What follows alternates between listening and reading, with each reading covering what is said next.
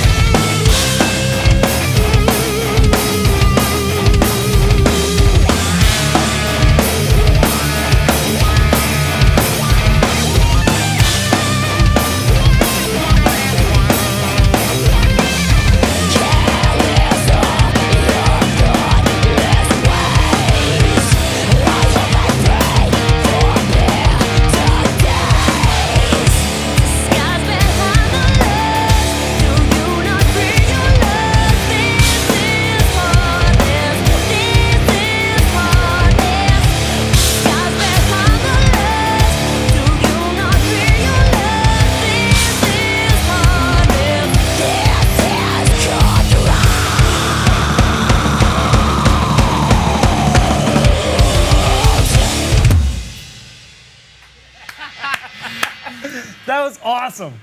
That was awesome. Ladies and gentlemen, welcome Miss Mercedes Lander to Hello. Drumeo. Yeah, thanks for coming out. Hey, you're welcome. It's a long time in the making. It has been a long time in the making. We have chatted almost every NAMM for the last 3 NAMMs, and actually it's cool that it's happening right now because you and your band Kittie are releasing like a 20th anniversary documentary, and you have this whole thing coming out on March 30th. Yeah. So the timing worked out well. Worked out very well. It worked out very well. I feel like right now I need to take this necklace off though because I'm making noise. Do what you got to do. Making too much noise right now. Yeah, it's these lav mics, right? Yeah, I know, right? So if you guys haven't seen Mercedes, go and check her out online. Obviously, she just played a Kittie song called Cutthroat. Yep. Which is great. You're also a songwriter, singer, producer for White Swan. You've done some work with other bands. You sing in a couple other bands as well. Yeah. So you're in the music scene. I just do a lot of stuff. I'm kind of like a jack of all trades when it comes to music. And you're also a very heavy hitter on that kit. Thanks. That's Actually, great. this buddy was rocking. It was. I was thinking, is that going to fall off? We might be able to tighten it up. Yeah, I probably should do that. But you were also saying that you have broken a lot of gear. Yeah, that's like kind of my thing. Like I break everything. I should be a tester for Yamaha. There you go. Speaking of Yamaha, huge thanks for helping organize this. Actually, we met at the Yamaha party. At NAMM. Yeah. So it's funny how things all work. But you brought your own pedals, which is great. You got some old beaters on there as well. Yeah. I noticed you're not rocking any shoes or socks. No, I am a barefoot player. It's gross, right? We've had that in here before. You know, it feels good. I like to be able to feel my pedals. And for the longest time, I did play shoes. And then after that, for about 10 years, I played socks. And then maybe the last 6 or 7 years, I've been playing barefoot. So do you get the sticky feet when you go into bars? Yeah, that's exactly. Why I hated playing with socks. I'm always worried about walking from backstage to my drum kit and stepping on glass or something like that. Yeah, that's another thing you got to be worried about. Yeah. But anyway, we've got a cool lesson for you all today. It's basically 5 catchy songwriting tips for drummers. Yeah. And you've been in the scene writing music for quite a while. So you, of course. And producing. Yeah. So you have a pretty good angle on this. Yeah. I mean, it's so important for a drummer to be able to be heard and to recognize that they really contribute a lot to the song. Right. Obviously. Well, yeah, I know a lot of drummers, they think they're just there to keep time. But nope, that's not the case.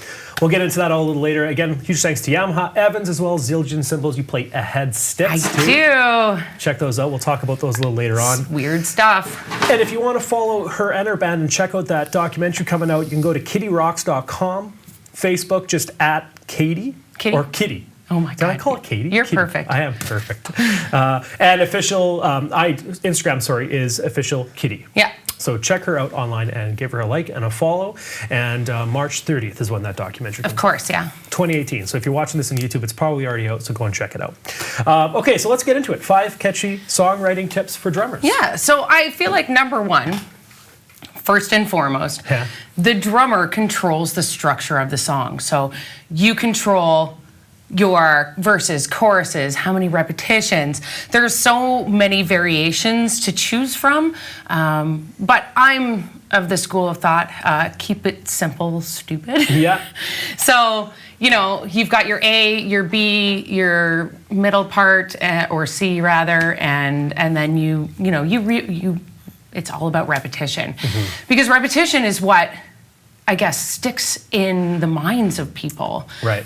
If you have 8 million riffs and 8 million parts in your song, chances are you're a progressive rock band. Yeah. And nobody's going to remember that unless it's catchy, right? Right.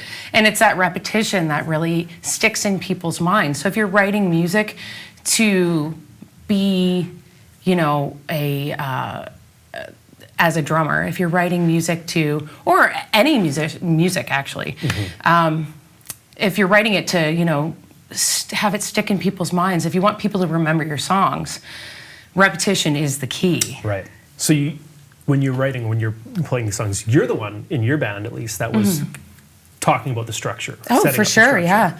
So, there's obviously, your verse has to be a little less dynamic, and your chorus really has to pack a punch. Mm-hmm. You have to lead up to that chorus. It's kind of like the slow burn, right? Right. So your verse is maybe you back off a little bit. And the song that I'm going to be playing today is, I chose it because it's a song that has all of that kind of packed into one. It's like the slow burn, it's the open chorus, the slow burn verse, and then the impactful chorus. So tip number one, be in control of the structure? You control the structure. You're the drummer. You're the one who gets to decide whether you play the verse for 8 reps or 4 reps or the chorus for 2 reps. Yeah. That's you. That's what you need to do. That's your job. So this next little ditty I'm going to be playing is basically an intro chorus. Okay. So that's a chorus without lyrics. It's an intro, but it's the chorus riff. Okay. How common is that? It's pretty common. Okay. So a lot of times, bands will have a lead over the chorus. That's the chorus line for your intro. Mm-hmm. Stuff like that is always I'm always hey, let's do this, guys. Yeah. It's an intro chorus. Okay. And as we kind of progress in this lesson, I think we're kind of going to see a little bit more of, of that repetition, and hopefully by the end of this lesson everybody's going to be humming this song, and then I prove my point. Okay. All right. So it's just the intro then.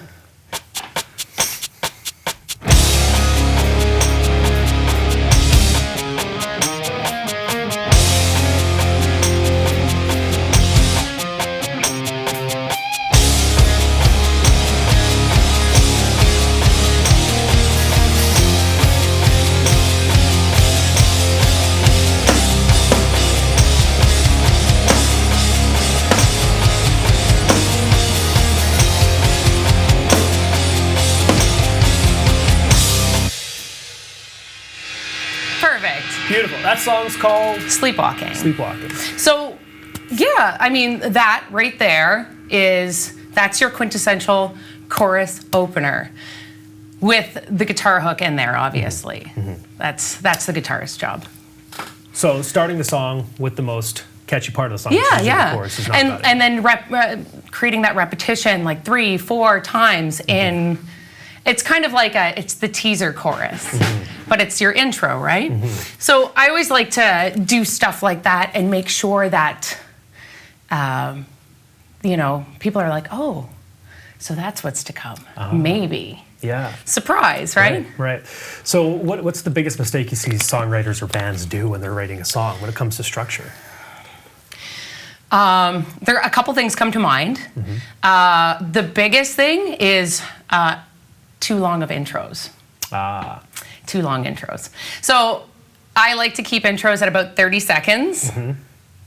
That was 33 seconds. 33 seconds on the nose, yeah. Probably 30 without the clicks. So again, if there's no vocals, and I'm like obviously not talking about like a band that, is an instrumental band, obviously. Sure. But if there's no vocals, somebody's going to get really bored really fast. I mean, your attention span and my attention span is not great. Yeah, it's next your to nothing. attention span isn't great. Yeah. So is there like a formula you have for intro, verse, chorus, basic song structure, but is there like a special formula that you have in mind when you're writing songs? It depends on the song, right? Yeah. There are so many different ways to write a song, but I like to keep things simple because simple works, and Yeah. And, so verse, chorus, solo part, or like bridge, whatever you want to call it, and then chorus out times 2. That's usually... That's the formula for a $1 million song. Yeah, exactly. Right? I mean, like, go listen to the radio and go listen to all the songs that are being played on the radio, and that's basically what they're going to be following. No, if that's what you want to do, if you want to get your songs played on the radio, that's what you want to do. Yeah. So tip number 1, focus on the structure. Yeah. You can control the structure. You control it. Right. Tip number 2. Oh, number 2. So number 2 is a favorite one of mine. What does the melody tell you to do? So what does it tell you to do? Well, you aren't necessarily going to fit in playing 200 beats per minute over, what I just played. So you need to know when to lean back. You need to know when to use dynamics. You need to know when to really pack a punch. Right. And I think as a drummer, that's your job. That's your most important job. That's the one thing that you need to do, is to make sure that you're being dynamic and you're listening to what the actual melody is and lending to that melody. So is the melody the vocal line, or what? Technically, it can be the guitar line or it can be the vocal line. So a lot of times, if you're like me, lyrics come last. But once those lyrics and those vocal parts do come in, you may change what you want to play. Right. And it all depends on what kind of ear you want to have, what the song really tells you to play. Because you may want to play really super fast. But the song might not tell you to do that. And that's so important. Yeah. Can we listen to just the verse part of this song, the next section of the song, without you drumming, and then tell us what you're hearing and what you're piecing together to make this song catchy? Sure, I'd love to. Okay, so here we go. Here's that section of the song. I think it's around here.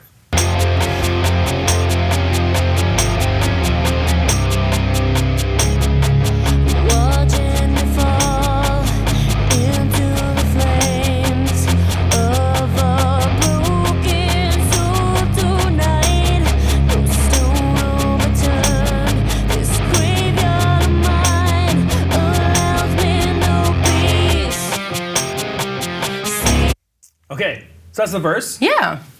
When you wrote that, what were you thinking about? So it's interesting because I recall when we actually wrote this song, it was so this is lyrically one of my songs. So I wrote the lyrics to this song, but I did not write the melody to the song, so the vocal melody. So it was one of those things where I just kind of like wrote stuff and I was like, here you go, have fun. We did not add like the pregnant pauses in there, like the shots, until we knew what the vocal melody was going to be. What do you mean by pregnant pauses? It's like it's just a term I use. So that would be like your rest. Sure. Yeah. Okay.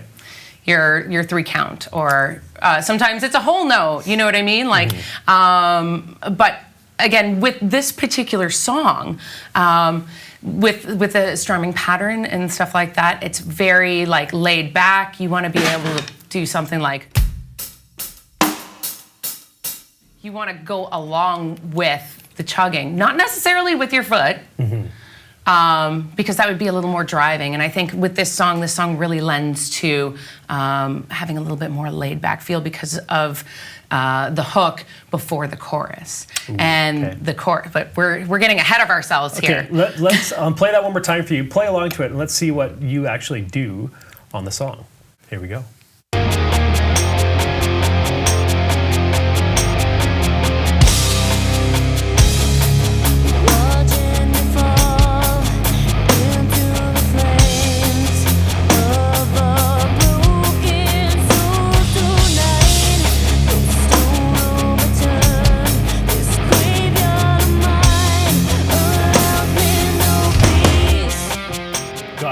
Right. Pregnant pause at the end. Pregnant pause. I love it. Well, it's like a double shot into, but again, like that lends to the guitar riff that's there, right? So once that whole part of the song kind of came to fruition, with that lead over top, that was when I was like, oh yeah, that needs to be showcased. So that's kind of, and the laid back, beat in that verse of the song, just kind of like, you know that there's something brewing, right? Gotcha. You can tell. It's building tension. Yeah. Cool. So you're listening, so tip number 2, listening to the lead or the melody line. What is it telling you? Now that's a hard thing for drummers to do sometimes. What does it tell you? I know drummers that could pick out a lead line or a melody line, but they don't know what to do with it. So how do you get to that stage? Is it just experience? It's just experience, and really paying attention and knowing the people that you're playing with. Try different things. Step out of the bubble that you're in. Right. Is that another tip? Oh, did I just kind of what a segue, Mercedes. I'm so good at this. You are great at this. So tip number 3? Tip number 3, don't be afraid to step outside of the box or your comfort zone. Yeah. So the legal definition of a song is actually lyrics and melody. Really? So when you go to all this jazz is in songs. They're just tunes? Yeah. Okay. It's interesting. It's lyrics and melody. Well, no, it has melody. Got it. Yeah. And it's not necessarily a vocal melody. It could be a guitar melody. Makes sense. It's open to interpretation. So if you go to talk to an entertainment lawyer, that's what they're going to tell you. Okay. So technically, if I don't write lyrics or if I don't write vocal melodies or guitar melodies, I don't get writing credit. Not saying because I do all of that. But again, if you want to get paid, you got to start stepping out of your comfort zone. Makes sense, yeah. Yeah. We all can't be Neil Peart. We all can't be Neil Peart. He writes all of the lyrics for Rush. It's crazy. And that's understandable. But again, you have tools on your drum kit within yourself to be able to create beyond your drum kit. You really do. Right. You have so many different things that you can use. Give us a couple examples. Yeah, you can totally pick up an instrument. There's a piano, for instance. You can buy a crappy Casio. Yeah. And if you're sitting there jamming with your band, you can sit there and you can hammer out on a piano what you want the guitar line to be, or take a few weeks and learn how to play guitar. A few weeks. I totally learned how to play guitar in a couple weeks. Yeah, right. But I don't know. Pick up guitar. Yeah, just do it. You know what I mean? And it doesn't matter. It's all it's all music. It's all the same. You have a mouth. I am like a wizard at mouth guitar. Yeah, I'm not even kidding you. Like, I will sit there and I'll be like, you have to play it like this. You know what I mean? Like, but you have to step out of your comfort zone. And I think a lot of it has to do with being comfortable with the people that you're playing with. Sure. So in terms of making a song catchy, as a drummer, stepping out of your comfort zone, I guess it's the band too, stepping out their comfort zone? Yeah, of course. Yeah. If you're writing music, obviously, in a band scenario. If you're sitting there in your bedroom and you're writing music and you're a drummer, that's half the battle right there. Right. And you're playing all the instruments, that's great, half the battle. Like, you're ahead of the game. But again, like, the rest of your band is going to have to step out of that comfort zone too. Like, they're going to have to well, I remember with one of my bands I was in, I got the guitarist to step back and grab a tom and started playing a tom beat. So we had this double drumming thing going on. It was super catchy. And it was him stepping out of his comfort zone. So it's not just, I guess, the drummer's responsibility. Of course, yeah. But try new things. That's the biggest thing. Try new things, experiment,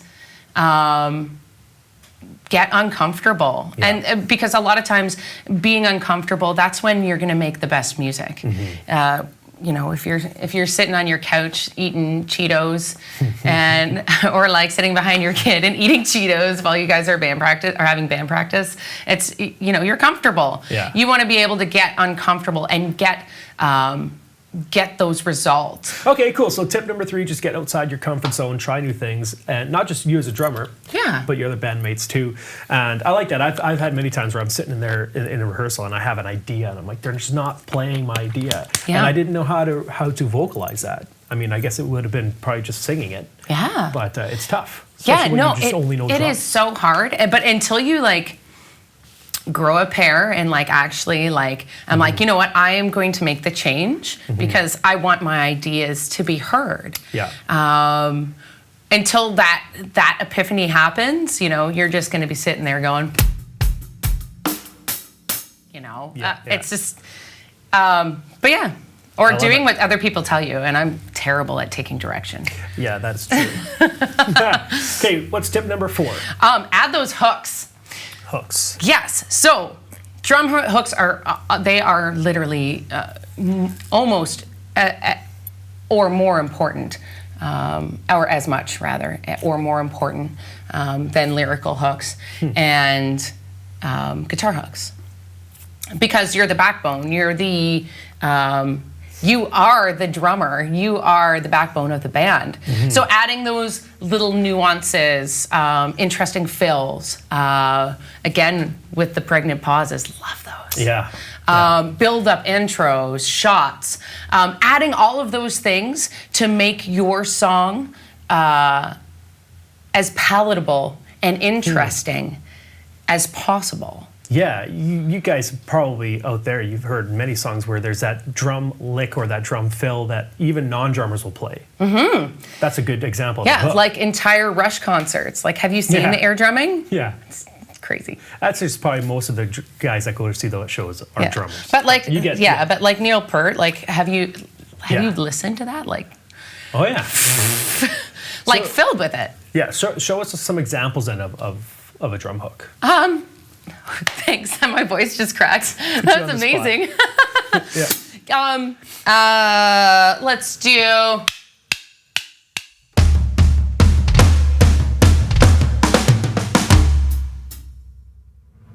And then in the song that I'm going to be playing. And there's always there's so many options. Like your cymbal grab.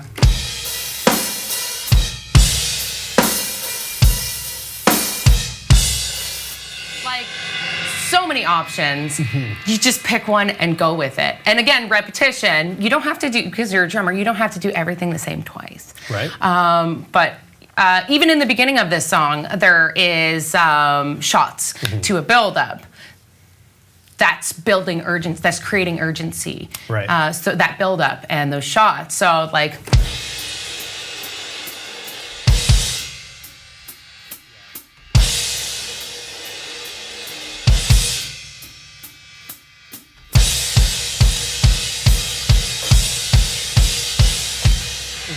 So you're building urgency and you're making things interesting, because how else would you start that song? You could just be like, okay, I guess I'm gonna start. You know, it's all about what kind of flavor, obviously, you want to choose. There's a million of them. Okay. Show us an example in this song. Play from the 1 minute and 10 second mark. Are you gonna give me like? Oh, okay, yeah, sure. Does that sound good? Yeah. I'm not throwing you on the spot here.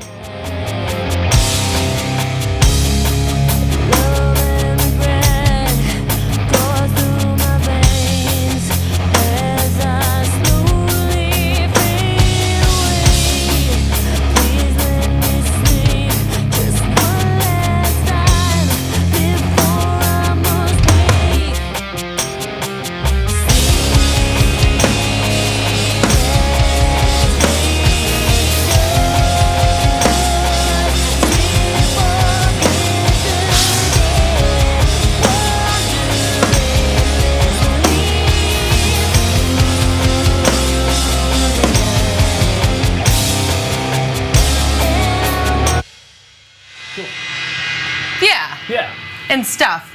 So again, like totally lending to the actual music, like, but making it dynamic. So it's more like just thinking about the production of your beats, because I know when I play a lot of my old band stuff, a lot of times it was something different every time. I really didn't have anything solidified. It was just like a rock groove, some generic fill, and then a chorus groove. You know, so are you producing that yourself and of course, yeah, making it a little bit more what's the word I'm looking for? Purposeful, I guess. Yeah, like I mean, live, anything can happen. Yeah. And a lot of times, you know, with a lot of our older songs, I found that, like, in order to keep them interesting live, there's things that I've had to do to keep them interesting. Right. Especially, like, first record stuff.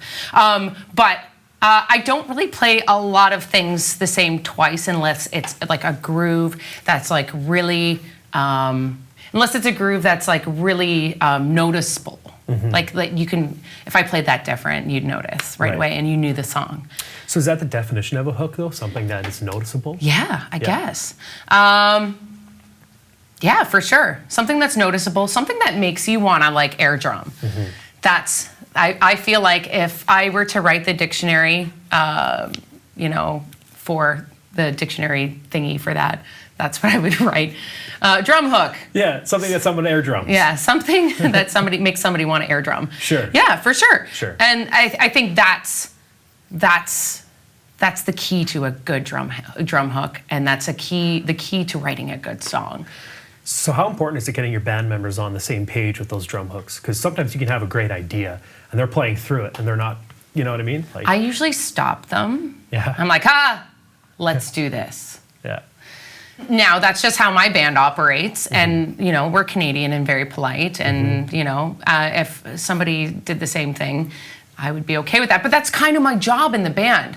My job is to write interesting hooks and to arrange the music in a way that keeps people interested.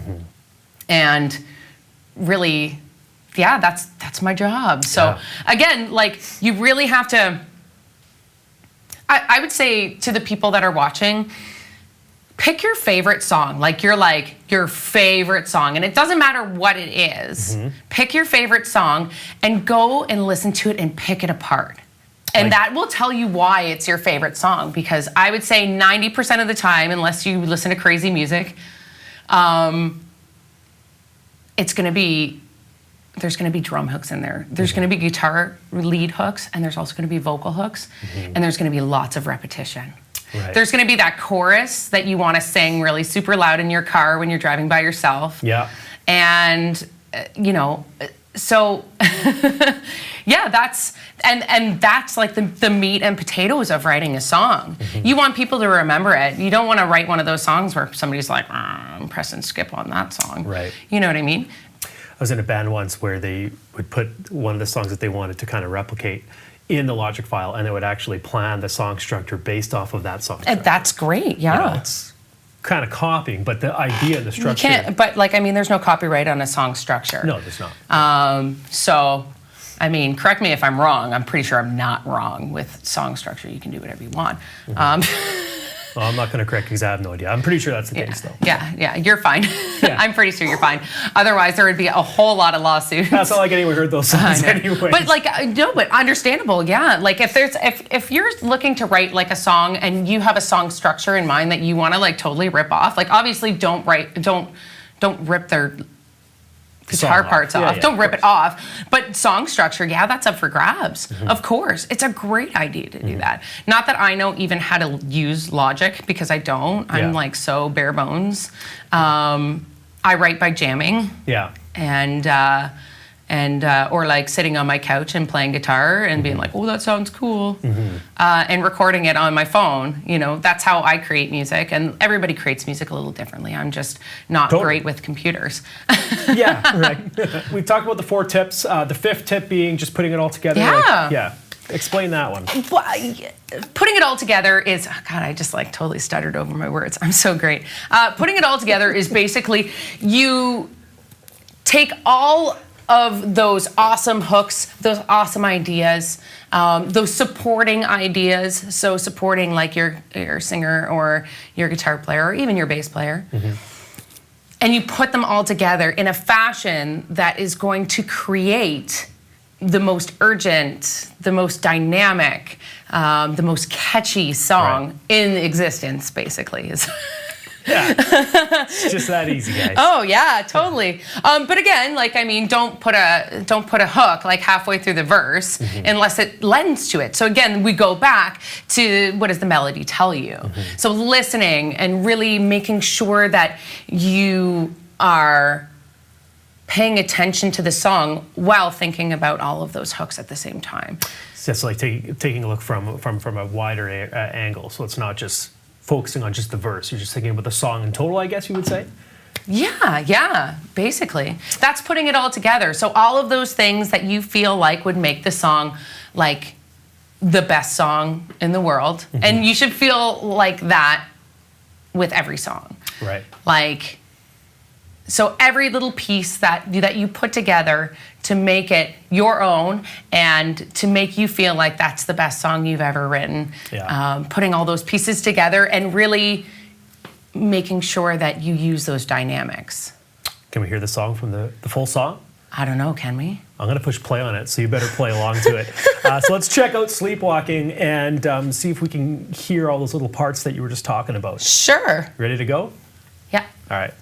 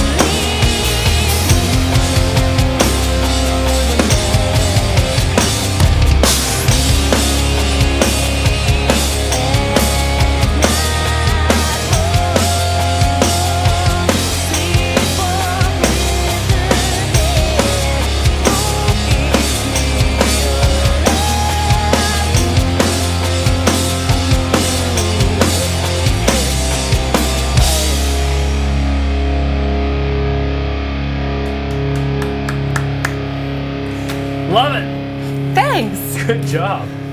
I can hear a couple hooks in there. Oh, for sure. For sure. And the best ones are the ones that only happen once, because you have to wait the whole song just to hear it.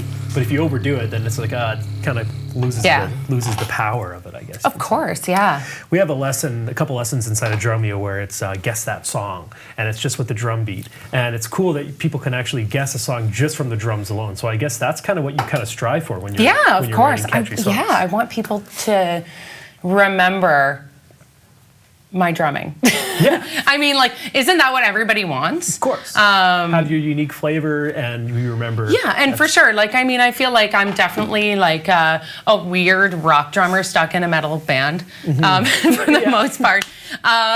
So again, like, that's just stuff that I like, and that has a lot to do with like the drummers that I'm influenced by. Definitely not any metal drummers. Yeah, so you're not even like, you wouldn't even classify yourself as a metal drummer. No, I wouldn't. Yeah. I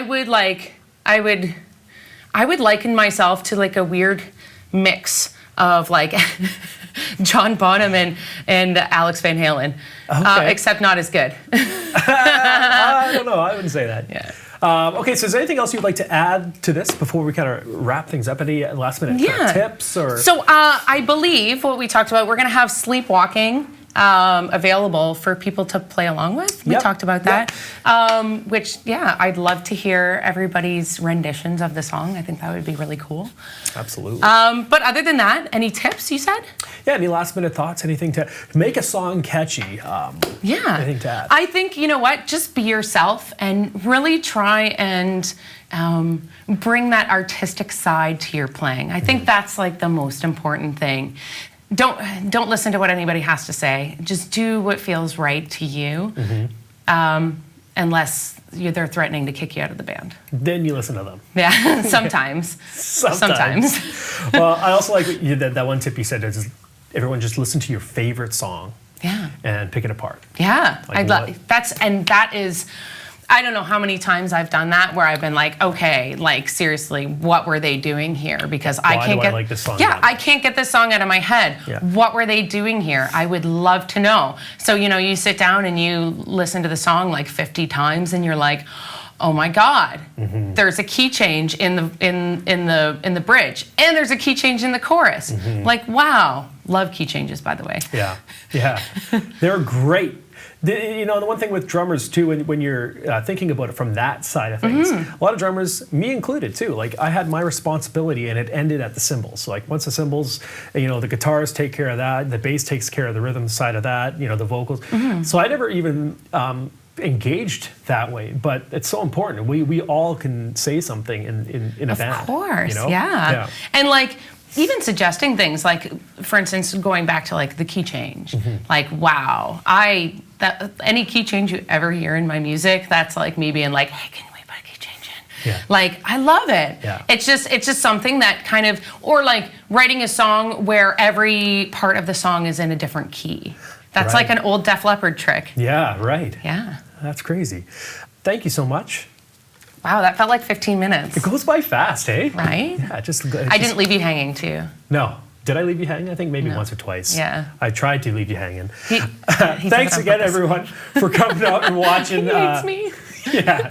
Coming out and watching Drumeo, and check out Mercedes Lander and her band Kittie. They have a 20th anniversary celebration happening on March 30th, 2018, where they're going to be releasing a documentary, a live album with it as well. Yeah. So go on their Facebook page at just Kittie. Yeah, facebook.com/Kittie. Instagram is official Kittie. Official Kittie, yeah. Right, and then their main website I think just goes to your Facebook. Yeah. page. So you can just Google it. It's spelled Kittie because when you're 12 you have to be different. Yeah, spell check will correct it to Kitty. I learned that the hard way. Yeah. But we'll leave it there. Thanks again so much. You're welcome. Come to Drumeo.com, check out more of Mercedes and all the other amazing artists we've had out. But I'm going to leave you guys to a song that you're going to play. Oh yeah, I guess am I doing that? You're going to do Empires Part 2? Sure. Let me just like lube up here. Lube up. And you got this one, Taylor?